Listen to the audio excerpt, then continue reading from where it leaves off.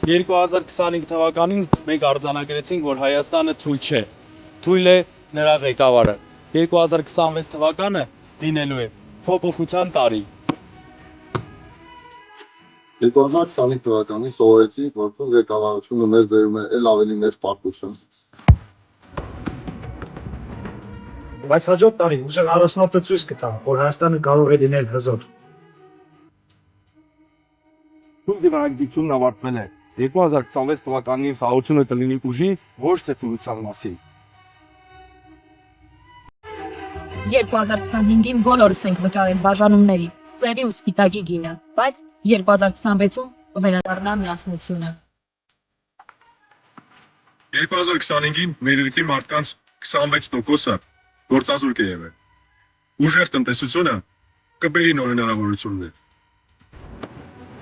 Աղքատ ընտանիքները բարիսպոր իմաստով քամվել եք ներից։ 2026-ից դրանք իջն են և կստեղծվեն նոր աշխատավայրեր։ Եկեղեցու վրա հարձակված ու մեր արժեքները ոտնահարած երևույթ ամոթելի ու անընդունելի են։ 2026 թվականին պետք է հատենք մեր համակարգներն ու արժեքները։ Սամվել Կարապետյանի ուժեղ առաջնորդությամբ կամրապնդենք բանակը, տնտեսությունը և կվերականգնենք մեր ուժը։ Մենք ունենք ուժեղ թիմ եւ ունենալու ենք ուժեղ Հայաստան։ Հայաստանը ուժեղ է Սամվել Կարապետյանի հետ։ Շնորհավորամանու եւ սուրբ ծնունդ։